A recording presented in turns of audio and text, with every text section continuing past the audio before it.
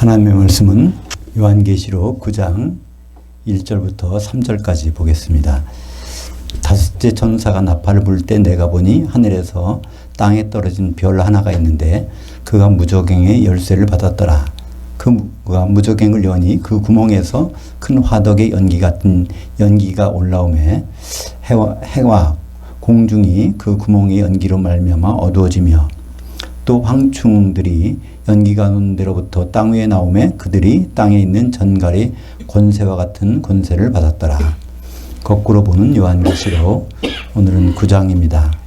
다섯째 나팔과 여섯째 나팔이라는 제목으로 말씀을 나누겠습니다. 우리가 뒤부터 쭉 해서 와서 지난 11장에 마지막 나팔이 나옵니다. 마지막 나팔. 그것이 7번째 나팔이죠. 그리고 오늘 9장에서 다섯 번째 나팔, 여섯 번째 나팔. 요한계시록에서는 시간을 구분할 때 여러 가지 사인이 있습니다. 그러니까 인을 떼누면서 또 나팔을 불면서 또 한때, 두때, 반때, 뭐 그 42달, 또 화 여러 다양한 그런 구분이 되는데요. 나눠드린 요한계시록 9장 이제 칼라로 되는 걸 보면은 거기에 교회 시대가 있고 7년 환란기가 있고 재림, 천년왕국, 그다음에 백보자 심판, 새하늘과 새 땅 이렇게 이런 시간적으로는 이런 순서로 되어 있는데 그것이 요한계시록에서 여러 가지 신호로 달리 나오게 됩니다. 그러니까 오늘은 다섯째 나팔과 여섯째 나팔은 특별히 7년 환란 기간입니다. 그래서 요한계시록을 볼 때 7년 환란 기간 다음에 주님 오시죠. 그러니까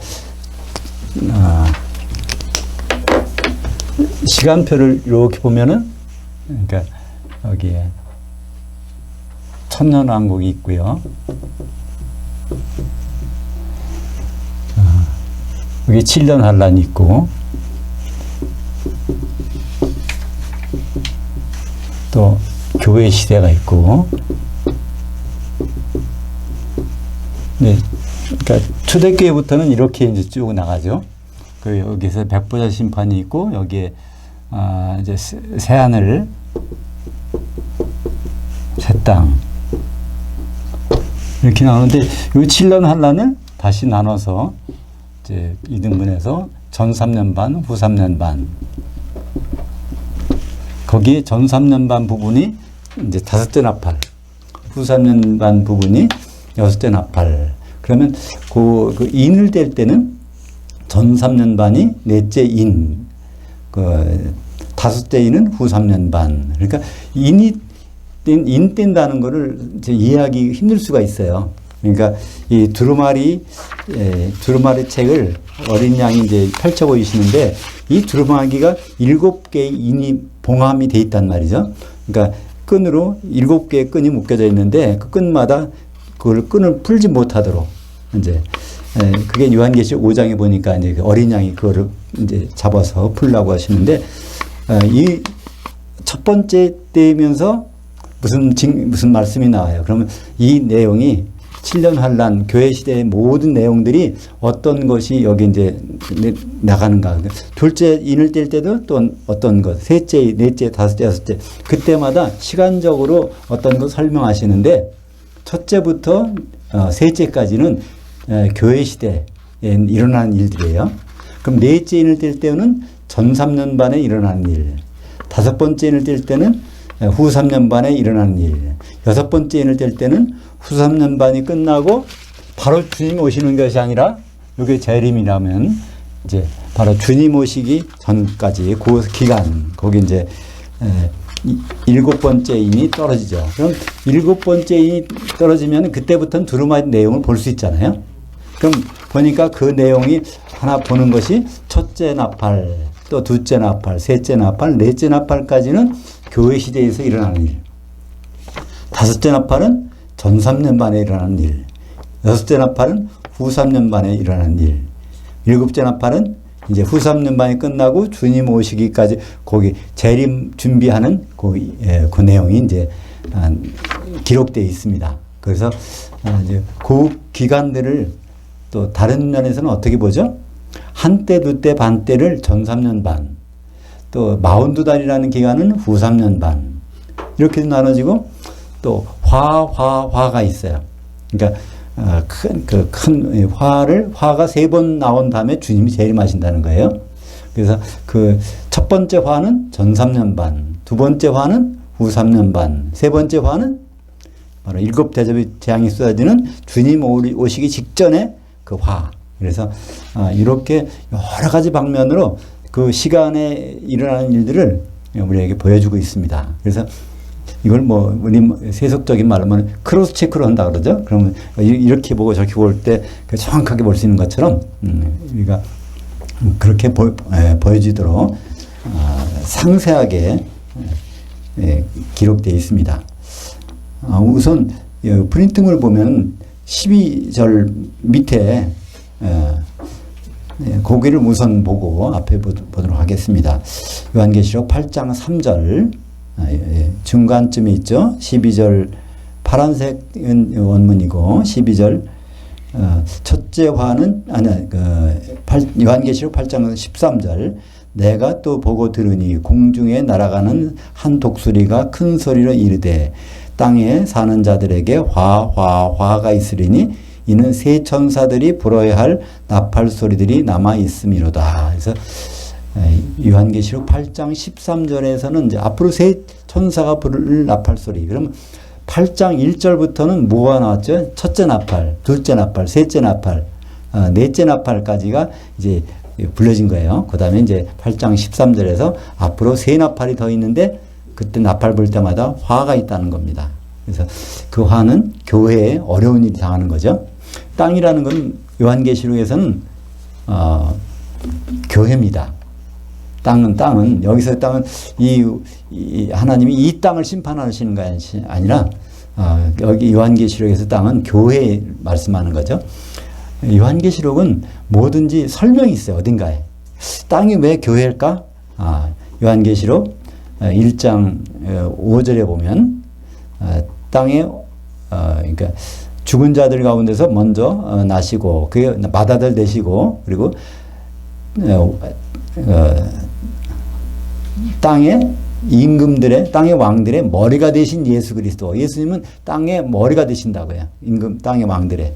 근데 교회의 머리는 누구죠?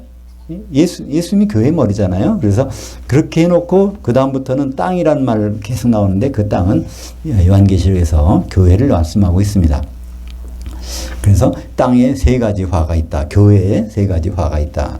7년 환란과 그 주님 오시기 직전까지. 그래서 다섯째 나팔은 그 세 가지 나팔, 나머지 세 가지 나팔 중에 이제 처음 나오는 거죠. 그러니까 첫 번째 화가 나옵니다. 1절이 그거죠.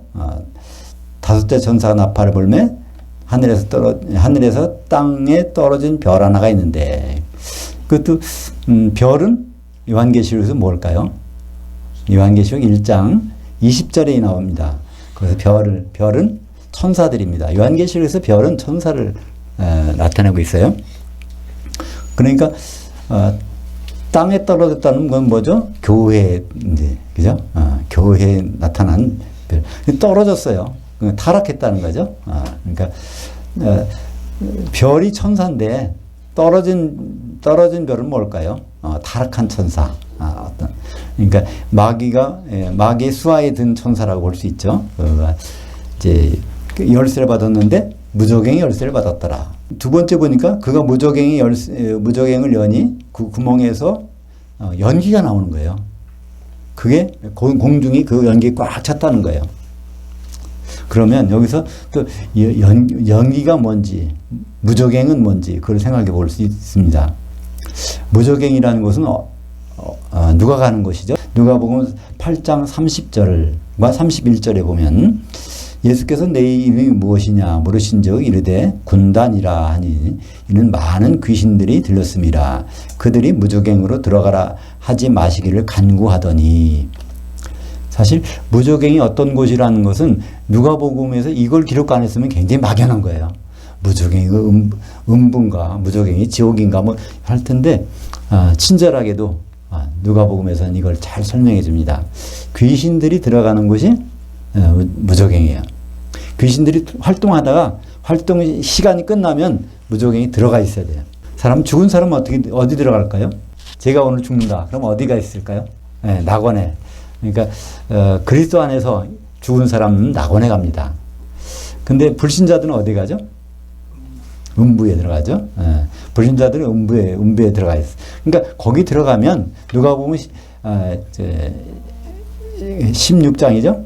누가 보면 16장 그 19절 이하에 보면 거기에 그 부자와 나사로가 같은 집에 살다가 거기서 이제 둘 다 죽었어요. 근데 가는 곳이 달라. 부자는 어디로 가죠? 음부에. 근데 거지 나사로는 아브라함의 품에 갔어요. 그러니까 가는 곳이 다른 거예요. 근데 가는 곳이 멀리 떨어진 곳이 아니야. 부자가 나사로를 볼 수 있으니까 가까운데 왕래를 못하는 곳이에요. 그러니까 죽은 사람들은 어디 가서 결국은 왕래를 못합니다. 그 사람이 죽으면 귀신 든다고 그러는데요. 그렇지 않아요. 귀신은 막 돌아다녀. 근데 죽은 사람의 영혼은 왕래를 못하거든요. 이 무조갱은 귀신이 들어가는 유일한 장소. 그러니까 사람과 귀신의 차이점은 그 들어가는 장소로 보면 알 수 있어요. 그래서 여기서 무조갱을 여니까 거기 연기가 나왔어요. 그럼 연기가 뭘까요? 그냥 쉽게 생각했어요.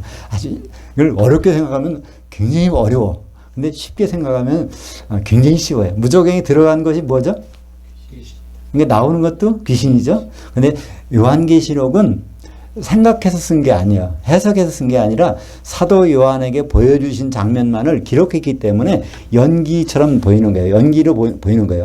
근데 사실 실체는 귀신들이 나오는 거죠. 그죠? 그래서 여기 이제 사도 요한이 그냥 보는 것만 기록해라고 했기 때문에 그 무저갱에서 귀신이 나옵니다. 근데 3절을 보면요. 황충들이 연기 가운데로부터 땅 위에 나오니 그들이 땅에 있는 전갈의 권세와 같은 권세를 받았더라.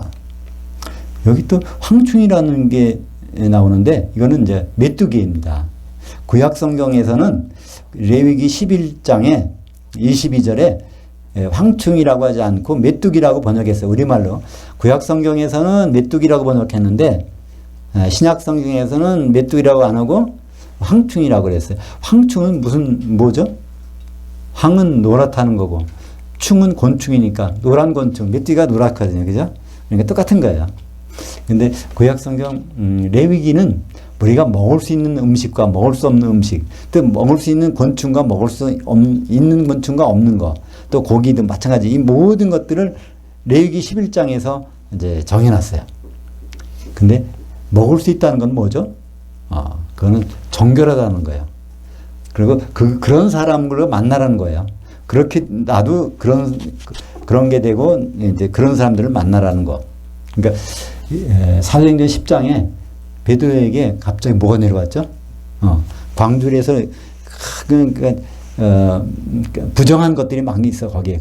거기 물론 여러 가지 아주 그 부정한 레위기에 있어서 거기서 먹지 못할 것 같은 것도 거기 다 오는 거예요. 근데 그걸 베드로에게 먹으라고 했더니 베드로가 안 먹겠다고 하잖아요. 근데 3번이나 그렇게 됐는데 먹으라. 그래서 베드로가 나중에 웬일인가 하고서 이제 조금 있다 보니까 이방인이 찾아오는 거예요. 유대인들은 이방인 보기 더럽다고 그랬거든요. 근데 결국은 이방인을 만나서 그들과 교제하라는 그 신호를 알고 있어요. 그러니까 구약에서 무엇을 먹고 안 먹고 그것은 내가 그렇게 돼야 되고 내가 그런 사람들과 교제하라는 그런 의미입니다. 그래서 여기 메뚜기라는 건 그 중에서 먹을 수 있는 거거든요. 곤충은 다 파리 같은 거 보세요. 더러운데 막 배부치고 다니잖아요. 그죠? 그러니까 곤충은 다 더럽다고요. 근데 메뚜기는 뒷다리가 있어서 언제든지 하늘로 향해 날을 수 있어. 우리가 땅에 집착해서 사는 사람이 아니라 언젠가는 우리는 항상 하늘에 생각하고 있는 것. 그런 메뚜기가 바로 성도들의 모형입니다. 우리는 사람 몸을 입고 있는 한 우리는 이 땅을 붙어 살 수밖에 없어요. 그러나 언제든지 그 하늘을 향해서 우리 생각을 돌릴 수 있는 그런 사람이 되는 것을 원하고 있습니다. 그래서 황충이나 요한계시록에서 오늘 나온 황충은 성도들입니다. 근데 이 성도들이 뭐를 썼어요? 무적행에서 나오는 연기를 썼어. 그러면 그 성도들에게 뭐가 들어갔을까요? 귀신이 들어간 겁니다. 그러니까 우리는 귀신을 너무 이렇게 어렵게 생각하는데요. 그냥 들락날락해요. 저한테 들어올 수 있고요. 뭐 들락날락 하는데 문제 뭐죠? 병도 갖다 주고, 그러니까 여러 가지 위험한 일, 뭐 나쁜 일을 갖다 주는데 우리가 이제 약간 스트레스를 받으면 그게 이제 엄습해 오는 거예요. 그러나 내가 이제 강하면은 이제 그 견디지 못하고 나가죠, 그죠? 마태복음 12장에 보면 예수님이 귀신 쫓아주는 장면이 나오는데 거기에 많은 사람들이 예수님이 귀신의 왕 바알세불을 힘입어 귀신 쫓았다. 그러니까 예수님이 뭐라고 하셨어요?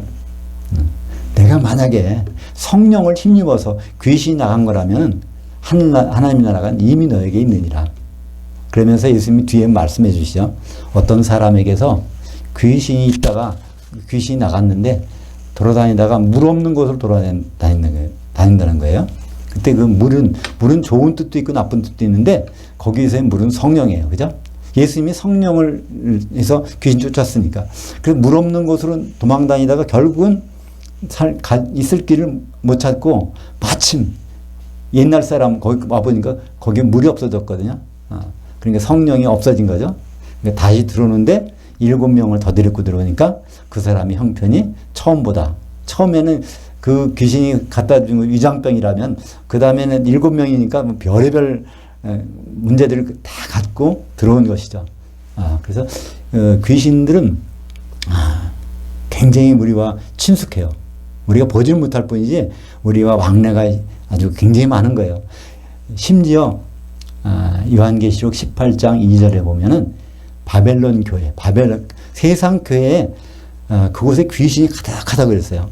귀신의 처소와 그 더러운 영들의 모이는 곳과 또 가증한 새들이 모이는 곳이 되었다. 그게 다 귀신들 얘기거든요. 교회가. 그래서 영적으로 보면은 교회는 아주 그 세력이 막 들어와 있습니다. 그는 하나님의 허락하신 거예요.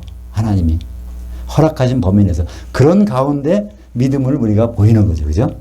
그런 가운데 우리가 두려워하지 않고. 그러니까 귀신 쫓는데 가장 좋은 방법이 뭐 있는지 아세요? 아까 마태복음 12장에 힌트가 있거든요. 물 없는 곳으로 다녀. 귀신은 물만 보면 도망가.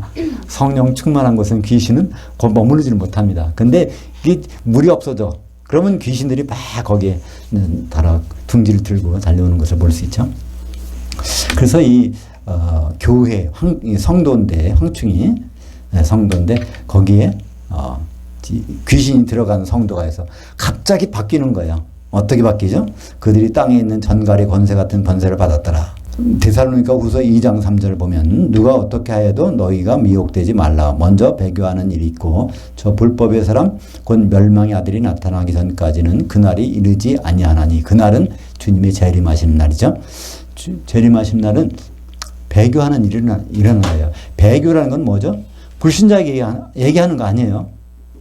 성도를 얘기하는 거야. 성도가 그 진리를 등졌을 때 그거를 이제 배교라고 합니다. 세상과 짝할 때 성도가 이제 그런 일이 일어나고 또 멸망의 아들이 나타나기 전까지는 멸망의 아들은 이제 적그리스도 바다에서 올라오는 짐승을 얘기합니다. 그때 이제 이런 일이 있고 나서 주님이 오신다는 겁니다. 그러니까 왜 교회가 이렇지? 왜 세상이 이렇지? 왜 귀신들이 더 득세하지? 그런 것들을 볼 때는요. 주님이 오실 때가 점점 가까워졌다는 걸 알 수 있게 되는 거죠. 그거를 걱정하는 것이 아니라 그거를 우리가 잘 알 수 있게 말씀을 주신 것입니다. 그래서 4절부터 6절까지 한번 같이 보겠습니다. 그들에게 이르시되 땅에 풀이나 푸른 것이나 각종 수목은 해하지 말고 오직 이마에 하나님의 인침을 받지 아니한 사람들만 해하라 하시더라. 그러나 그들을 죽이지는 못하게 하시고 5달 동안 괴롭게만 하시는데 그 괴롭게 함은 전갈이 사람을 쏠 때 괴롭게 함과 같더라. 그날들에는 사람들이 죽기를 보아도 죽지 못하고 죽고 싶으나 죽음이 그들을 피하리로다. 여기 땅은 교회라고 그랬어요. 그럼 풀이나 푸른 것이나 각종 수목은 뭘까요? 네, 성도들이겠죠. 성도 중에서도 좀 약간 믿음이 약한 성도나 좀 장성한 그 믿음의 분량을 가진 사람이나 하여튼 그런 모든 성도들을 가리키는 거죠. 근데 여기에 이마에 인침을 받지 않은 사람들만 해하라. 7장에 가보면요. 그 14만 4천의 인맞춤 장면이 나와요. 그죠? 하나님이 인을 맞춰서 그 사람 해하지 못하게 하는 장면이 나오는데, 그런 사람들은 해하지 말라. 그러니까 지금 다섯째 나팔은 전 3년 반이에요. 이미. 환란 받는 거예요, 해를. 근데 여기에는 누구는 해를 안 받아요? 이마에 인 있는 사람. 누가 이마에 인 있죠? 14만 4천. 그들은 요한계시록을 이제 따라오신 분들은 그게 누구라는 건 알죠? 빌라델피아 교회입니다. 그러니까 7개 교회 중에서 빌라델피아 교회는 전 3년 반에는 인을 맞아서 해를 받지 않고 후 3년 반에는 셋째 하늘 시온산에 올라가서 해를 안 받아요. 그래서 그 교회를 가리키는 것인데 그 교회는 이미 그렇게 예언을 해 주셨어요. 요한계시록 3장 10절에 보면 빌라델피아 교회에게 약속해 주신 거 있죠. 1시간 동안에 시험을 면하게 해 주시리라. 그래서 빌라델피아 교회는 1시간 동안에 환란을 면하게 해주시는 거예요. 근데 1시간이 뭐냐는 겁니다. 요한계시록에서 1시간은 이 호라라고 그러는데요. 호라. 이거는 요한계시록 17장 12절에 거기서 이제 7년 1시간은 짐승이 활동하는 적그리스도가 나타나서 활동하는 기간을 얘기하고 있어요. 그러니까 이 7년 동안에 빌라델피아 교회는 그런 해를 받지 않습니다. 그게 이제 하나님의 인침을 받은 자와 받지 않은 자들이 여기서 나옵니다. 그러니까 교회는 빌라델피아 교회 빼놓고는 6개 교회가 다 화를 받아요. 그죠? 근데 어떤 일이 안 일어나요? 사망. 그러니까 죽으면 끝일 텐데, 죽을 수는 없어. 안 죽여. 하나님이 이상하게 그들에게, 괴롭히긴 하지만은 죽게는 안 했단 말이에요. 전 3년 반에는, 괴롭힘을 당해도, 죽임을 안 당하는 그런 기간이 전 3년 반인 것입니다. 근데 이게 이제, 지금 나팔 가지고 5번째 나팔인데, 5번째 나팔이, 인하고 관련돼서는 4번째 인이 되겠죠. 그래서 그걸 한번 살펴볼까요? 요한계시록 6장 7절. 넷째 인을 떼실 때 내가 청황색 마리를 보았는데 그 탄 자의 이름은 사망이니 음부가 그 뒤를 따르더라. 그들에게 검과 흉년과 사망으로 그리고 땅의 짐승들로서 땅 4번째 일을 죽이는 권세가 주어졌더라. 여기서 6장에 가면은 4가지 말이 나와요. 하얀 말 탄 자, 붉은 말 탄 자, 검은 말 탄 자, 그리고 청황색 말. 청황색 말이라는 것은 어떤 색깔일까요? 녹색. 사실 이 청황색 말이라고 하는데 그거를 헬라어로 클로로스라는 단어예요. 클로로스는 그냥 녹색이라고 번역하면 되는데 이게 엽록소로 뭐라고 그러죠? 클로로필. 그러니까 클로로라는 것은 원래 녹색이란 뜻입니다. 근데 이걸 번역할 때 어떤 분이 처음 번역을 이렇게 했는지 모르지만 청황색이라고 하니까 우리는 이상하게 생각해요. 이건 초록색. 초록색이라는 건 평화를 상징합니다. 거짓 평화죠. 그러니까 전 3년만 동안은 이게 거짓 평화를 띠고 있는 이 사람들이 어떤 권세를 갖고 있냐면 사람 죽이는 권세. 그러니까 그 뒤에 나오죠. 뭐로요? 4가지. 검과 흉년과 사망 그리고 땅의 짐승들로 땅 4분의 1을 죽이는 권세가 주어졌더라. 땅 4분의 1은 뭘까요? 교회 4분의 1이죠. 그러니까 지금 빌라델피아 교회는 이제 화를 안 받아. 그리고 이제 두 증인 교회, 그러니까 11장에 보면 두 증인이 나오는데 두 증인이 엘리야나 모세 그런 게 아니고 11장 4절에는 거기에 답이 나와 있어요. 두 증인은 두 감람나무여 두 촛대라 해갖고 두 증인은 교회입니다. 2개의 교회. 그러니까 에베소 교회하고 라우디가 교회. 그러면 나머지 4개가 뭐예요? 나머지 4개가 바로 이 4분의 1에 해당하는 거죠. 땅 4분의 1을 죽이는. 그러니까 4교회 중에서 하나를 이 짐승이, 그 다른 것은 뭐 천사가 죽이든지 뭐가 죽이든지 하겠죠. 그죠? 7장 3절에도 마찬가지고 아까 본 내용이 나오네요. 이마에 인치기까지 바다와 나무들을 해야지, 땅이나 바다나 나무들을 해야지 말라 하더라. 이것도 그냥 땅과 바다와 나무가 아니라 땅은 교회, 바다는 세상, 그리고 나무는 성도들, 여기에 흩어져 있는 사람들, 그걸 해야지 못하게 합니다. 7절부터 10절까지 거기에는 이 황충들이 어떤 일을 하는지 그걸 이제 좀 나타내고 있어요. 황충들이 배교한 성도들, 데살로니가전서 2장 3절에 마지막 때가 되면 이제 전 3년반부터 성도들이 막 돌아서기 시작하는데, 기독교를 배교한 성도들이었다가 어제까지만 드렸는데 그 성도가 변해요. 근데 그때가 되면 우리는 오해할 것 같아. 그죠? 왜 어제까지도 그렇게 신실한 성도였는데 왜 변했을까? 근데 우리는 이유를 알아요. 그죠? 그 성도에게 누가 들어가서? 무적행에서 올라온 귀신이 들어가서 이제 그런 일을 하게 되는 것을 볼 수 있습니다. 그래서 그들이, 황충들이 모습들을 여기서 묘사하고 있는데, 그건 사도 요한이 본 거니까, 그 성도들이 그런 모습을 해가면서 이제 거기 같이 있는 성도들을 괴롭히는데, 뭐로 괴롭혀요? 꼬리로 괴롭힌다는 거예요. 5달 동안. 그러니까 5달 동안이라는 것은 아마 3년 동안은 그럭저럭 잘 지냈는데, 3년 반에, 그러니까 5개월 동안에 이렇게 괴롭히고, 그 다음에 나머지 한 달 남았잖아요. 후 3년만 들어가려면 3년하고 5개월하고 한 달, 그 다음에 붙이면 이제 후 3년만 들어갈 텐데, 그때 무슨 일이 벌어지냐면 우상을 건설하는 기간이 약 한 달 정도 되는가 봐요. 그죠? 그때까지. 그래서 5달 동안 마지막에, 후 3년 반 마지막에 5달 동안 이제 성도들을, 사람을 해하는 권세는 성도들을 해하는 권세. 땅의 사람들이니까 성도들이죠. 하는 권세를 얘기하고 있습니다. 근데 이 꼴이라는 것이 뭘까? 이사야서 9장 14절을 보겠습니다. 그러므로 여호와께서 하루 사이에 이스라엘 중에서 머리와 꼬리와 종려나무 가지와 갈대를 끊으시리니 그 머리는 장로와 존귀한 자요, 그 꼬리는 거짓말을 가르치는 선지자라. 그러니까 이 꼬리로서 괴롭힌다는 것은 하나님 말씀처럼 하면서 아닌 걸 가지고 괴롭힌다는 거죠. 그죠? 성도들을 막 때리고 뭐 이렇게 윽박지르고 그런 게 아니라 교묘하게 말씀을 거짓으로 해서 성도들을 괴롭힌다는 겁니다.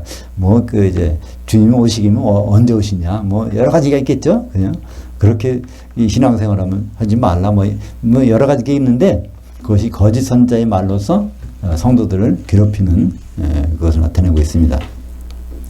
그러니까 이 거짓 선지자라는 것은 요한계시록 12장 11절인가요? 보면 거짓 선지자는 어디서 올라와요? 땅에서 올라와. 바다에서 올라오는 짐승은 적그리스도, 땅에서 올라오는 짐승은 거짓 선지자. 그러니까 이 거짓 선지자가 복수가 되면 그러니까 배교한 성도들이 되겠죠. 11절에 그들에게 왕이 있으니 무적행의 그 천사라. 히브리어로는 그 이름이 아바돈이요, 헬라어로는 그 이름이 아볼론이더라. 그들에게는 왕이 있으니, 그러니까 배교한 성도들이에게 왕이 있대요. 그럼 누굴까요? 적그리스도라고 하는 바다에서 올라온 짐승입니다. 근데 여기 보니까 무적행의 천사라고 그래요. 바다에서 올라온, 세상의 통치자가 아니라, 바다에서 올라오는 통치자가 아니라 여기서 무적행에서 올라오는 천사라고 그래요. 그럼 그게 어떻게 된 일일까요? 그것도 쉽게 생각하면 쉬워요. 그죠? 바다에서 올라오니까 바다를 점령하고 있는 세상의 왕인데, 그 사람 속에 뭐가 들어갔을까요? 무적행에서 나온 귀신이 거기에 들어가서. 그러니까 적그리스도는 우리와 똑같은 사람이지만 거기에 이제 귀신이, 무적행에서 나온 귀신이 여기에 곧 들어갔단 말이에요. 그죠? 여기서 그 이름이 아바돈, 아볼론. 이게 히브리어는 아바돈이고, 아바돈은 멸망이란 뜻입니다. 멸망. 이 아볼론은 아폴로하고 거기서 나온 말이에요. 그건 파괴자라는 뜻이죠. 이 요한계시록 13장 1절에 보면 우리가 보통 말하는 적그리스도 여기 설명이 나와요. 바다에서 한 짐승이 올라오는데 그러니까 세상에 통치하는 이제 강력한 자가 나오는 거죠.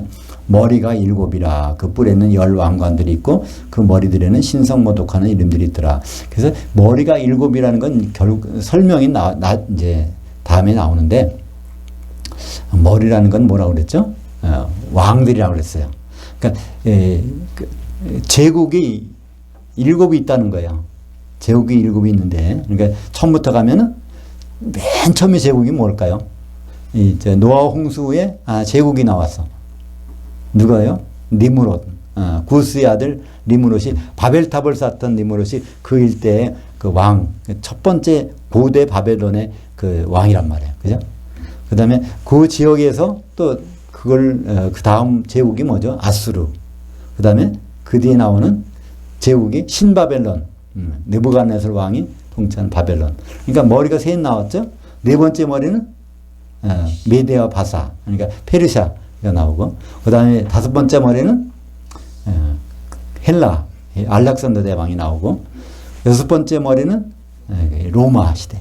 그리고서 이제 그 뒤에는 없다가 이제 앞으로 나중에 나올 겁니다. 그죠? 그러니까 이거 쉽게 생각하면 초대 제국의 왕인 고대 바벨론의 왕인 니므롯. 그죠? 니므롯이 죽어서 그 니므롯은 시체가 됐겠죠. 그렇지만 그 니므롯 속에서 활동하던 귀신이 얼마 동안 있다가 결국 무적행이 가 있다가 나와서 이제 마지막 때 바다에서 오르는 짐승이 귀신에게 들어가는 거죠. 요한계시록 17장 8절에 내가 본 짐승은 전에 있었다가 지금은 없으나 장차 무적행으로부터 올라와 멸망으로 들어갈 자니. 그러니까 사도 요한 시대에 보면은 지금 그 귀신이 없어진 거죠. 그죠? 쭉 초대 바벨론부터 시작해가지고. 그러나 장차 무적행에서부터 올라와. 그러니까 거기서 올라와서 귀신이 딱 이제 적그리스도 안에 들어가겠죠. 12절에 첫째 화는 지나갔으나 아직도 이후에 화 둘이 이르리로다. 그러니까 첫째 화는 다섯째 나팔. 3년 반 동안에 이런 일이 있고 앞으로 또 두 가지 화가 더 있다는 거예요. 후 3년 반의 화. 그다음에 후 3년 반 끝난 다음에 주님 오실 때까지의 화. 그래서 이제 그것이 요한계시록 11장 14절에 보면요. 둘째 화는 지나갔으니 곧 셋째 화가 이르리로다 하면서 일곱째 나팔이 나와요. 그러면 여섯째 나팔은 둘째 화라는 겁니다. 그죠? 여섯째 나팔을 볼까요? 13절 여섯째 천사가 나팔을 불매 내가 들으니 하나님 앞 금제단 네 뿔에서 한 음성이 나서 나팔 가진 여섯째 천사에게 말하기를 큰 강 유프라테에 결박한 네 천사들을 놓아주라 하매. 그러니까 요 전에 이게 7장에서 연결되는 건데 7장 우선 볼까요? 7장 1절에 이 일 후에 내가 네 천사들이 땅 모퉁이에 선 것을 보니 땅의 사방의 바람들을 붙잡아 바람들로 하여금 땅에나 바다에나 각종 나무에 불지 못하게 하더라. 그러니까 그 땅의 사방이라는 건 결국 교회인데요. 일단 땅이라고 해보죠. 근데 사방에 바람을 붙잡고 있다는 거예요. 이 바람을 놓는 순간에 화가 치미는데 바람 붙잡고 있는 천사가 있어. 근데 그러니까 바람 붙잡고 있는 천사는 하나님의 천사예요. 좋은 천사. 이 바람에 해당되는 거는 바람은 바람이라고 했지만은 이것이 나쁜 천사. 이 바람을 13절에서 9장 13절에서는 그 천사라고 합니다. 그죠? 이들은 바람인데 이걸 천사라고 그래요. 그래서 네 천사가 이제 거기 나와서 그 화가 이제 나오는 거예요. 그러니까 전 3년 반 동안에도 아직 그 붙잡고 있는 거야. 그러니까 순교가 안 일어나죠. 근데 후 3년 반 되는 순간부터는 이제 악의 천사가 이제 이제 활동하게 되는 거죠. 그래서 그런 천사가 활동해서 성과가 제일 먼저 나오는 게 있어요. 전 3년 반에 시작하려고 할 때 누가 죽죠? 두 중이 죽어. 그러니까 성경에 보면 순교가 어떤 분들은 그걸 나도 그렇게 했으면 좋겠다 그러더라고요. 그러니까 지지부진하게 이렇게 죽는 게 아니라 그냥 일시에 죽는 게 있대요. 그 연월일시에 딱 죽으면 그러니까 죽음을 당하는 순간이 너무나 짧은 거예요. 그게 이제 여기 나오죠. 이 15절에 9장 15절 보겠습니다. 네 천사들이 놓였으니 그들은 그 연월일시에 사람 3분의 1을 죽이기로 준비한 자들이더라. 그래서 이때 그들을 순교당합니다. 그래서 그들이 두 증인이 여기 순교당해서 그들은 무덤에 묻히지를 못해요. 남이 그걸 무덤에 묻어주지 못해. 혹시 자기가 화를 당할까 봐. 그래서 길바닥에 있단 말이에요. 근데 3일 반이 지난 다음에 벌떡 시체가 일어나. 그 다음에 이제 이리로 올라오고 그래서 이제 휴거되는 장면이 이제 11장에서 우리가 봤습니다. 그래서 이 두 증인, 두 교회가 거기서 뭐라고 나왔어요? 3분의 1이라고 했어요. 그죠? 사람 3분의 1. 사람이라면 성도들이고, 왜 3분의 1일까요? 네. 전체 교회가 7개인데, 하나, 둘, 셋, 넷, 다섯, 여섯, 일곱. 7개인데, 빌라델피아 교회는 화를 안 받으니까 6개 교회가 있는데 6개 교회에서 2개씩 하면은 이게 3분의 1이잖아요. 두 교회니까. 두 증인이니까 6분의 2는 3분의 1이죠. 그죠? 그래서 사람 3분의 1이라는 것은 6분의 2. 그러니까 두 교회가 순교를 당하는 장면이 나옵니다. 두 증인 교회가 순교를 당해서 그럼 후 3년 반에 그러니까 후 3년 반에는 길바닥에 있는 거예요. 그러니까 그 혼들은 얘기를 해요. 시체는 거기 길바닥에 있지만 혼들은 얘기를 해. 그 얘기를 들어볼까요? 요한계시록 6장 9절에 다섯째 인을 떼실 때 내가 보니 하나님 말씀과 그들이 가진 증거로 말미암아 죽음을 당한 혼들이 제단 아래에 있어. 여기서 언제까지 우리 좀 원수랑 아파주십니까? 그러니까 하나님이 그러죠. 잠깐 참아라. 조금만 참아. 그 수가 다 차기까지. 그 후 4년 반 동안에 이제 이런 일이 일어나는 겁니다. 그죠? 요한계시록 11장 7절에 그들이 증언을 마칠 때, 이게 이제 전 3년 반이 끝날 때 무적행으로부터 올라오는 짐승이 그들과 더불어 전쟁을 일으켜 그들을 이기고 그들을 죽일 터인즉. 그러니까 이것도 무적행에서 나오는 짐승이라는 것은 적그리스도는 적그리스도인데 사실은 그 속에 귀신이 들어가니까. 그러니까 천사라는 거는 귀신도 천사예요. 그죠? 그러니까 사탄의 편, 돌아선 천사죠. 그죠? 그러니까 무적행에서 나온 천사. 에게 이제, 그것이 짐승에게 들어가서 그들을 죽이는 장면이 나옵니다. 요한계시록 12장 14절. 그 여자가 큰 독수리 두 날개를 받아 광야 자기 그것으로 날아가 거기서 그 뱀을 낯을 피하여 한 때와 두 때와 반 때를 양육받음에 여자의 뒤에서 뱀이 그 입으로 물을 강같이 토하여 여자를 물에 떠내려 가게 하려 하되. 그러니까 두 독수리의 날개를 받아서 이게 이제 두 증인교예요. 이게 여기서 독수리라는 것은 뭐죠? 예수님이라는 것. 누가복음 17장 37절에 거기에 독수리 그 몸이 있는 곳에 실체가 있는 곳에 독수리들이 모이느니라. 그러니까 우리 예수님이 독수리라면 우리는 뭐 형제 독수리죠, 그죠? 작은 독수리. 누가복음 17장에 제자들이 물어요. 주님이 재림하신 장소가 어디입니까? 물어보니까 예수님이 그럼 내가 어디라고 얘기하지 않고 그 시체가 있는 곳에 독수리가 모이느니라. 근데 우리말 번역은 그렇게 안 해놨어요. 시체가 있는 곳에 독수리 떼가 모인다. 이렇게 번역해놨어요. 근데 거기서는 시체란 말은 푸토마. 누가복음 17장 37절에 그 푸토마 시체라는 거예요. 근데 여기는 누가복음 17장 37절에는 소마가 있는 곳에 거기에 작은 독수리들이 모인다. 그러니까 휴거되는 장면에, 그러니까 우리가 휴거될 때는 새와 같은 이렇게 날아가야 되니까 그것을 그렇게 표현하고 있습니다.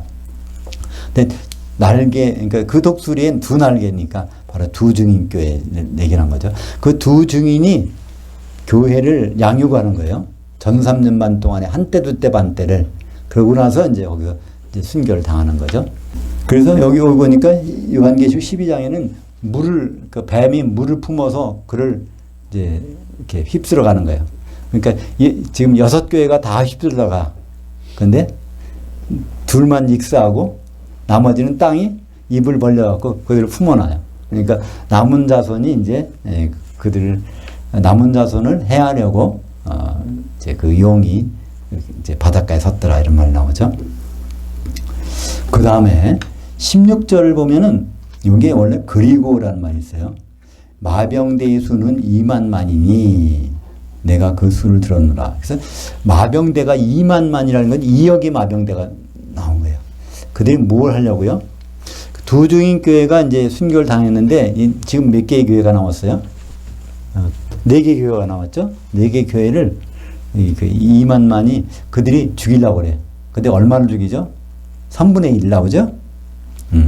여기 보니까 18절에 이 세 재앙 곧 자기들이 입에서 나오는 불과 연기와 유황으로 말미암아 사람 3분의 1이 죽임을 당하더라.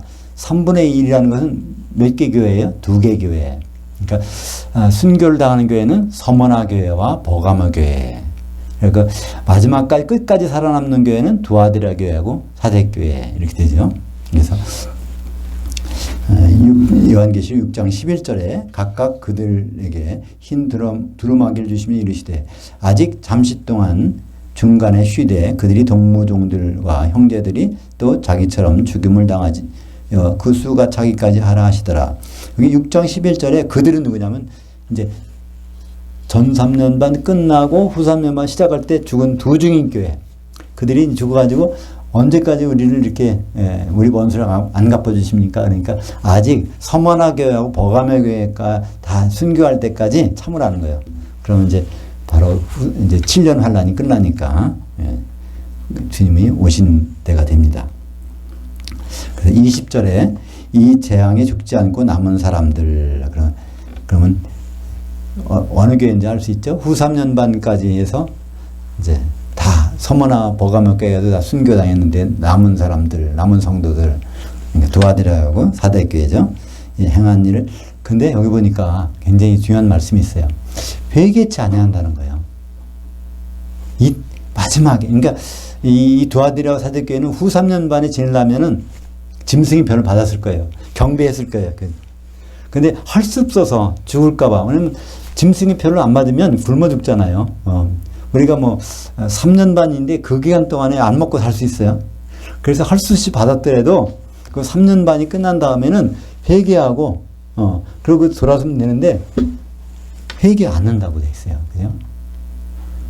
그게 이제 그러니까 어떤 분들은 짐승의 표를 받고 딱 지나면 거기서 바로 회개하면 되지 가볍게 생각하는데 그렇게 안 되나 봐요. 그래서 후 3년 반 끝난 다음에 바로 주님이 안 오시는 게 은혜죠. 7 대접의 재앙이 쏟아지는 때 그 기간 동안에만이라도 회개를 해야 된다는 거예요. 하나님 돌아선다는 거예요. 우리가 짐승의 표를 안 받는 것보다도 더 중요한 것은 회개하는 거예요. 짐승의 표는 받게 돼 있어요. 3년 반 동안에 안 받을 수는 없어. 그렇다면 그때는 3년 반이 지난다면 회개를 해야 되는데 우리가 이 요한계시록을 읽었으면 아마 기억이 나서 회개할 거예요. 근데 안 읽으면 그런 생각이 나겠어요. 요한계시록 12장 17절 용이 여자에게 분노하여 들어가서 그 여자의 남은 자손을 곧 하나님이 계명을 지키며 예수의 증거를 가진 자들과 더불어 싸우려고 바다 모래 위에 있더라. 이건 이제 요한계시 12장 17절은 후 3년 반 시작될 때 우리가 본 요한계시록 9장 20절 21절은 후 3년 반이 끝났을 때 이 얘기를 기록하고 있죠. 기도하겠습니다. 하나님 아버지 감사합니다.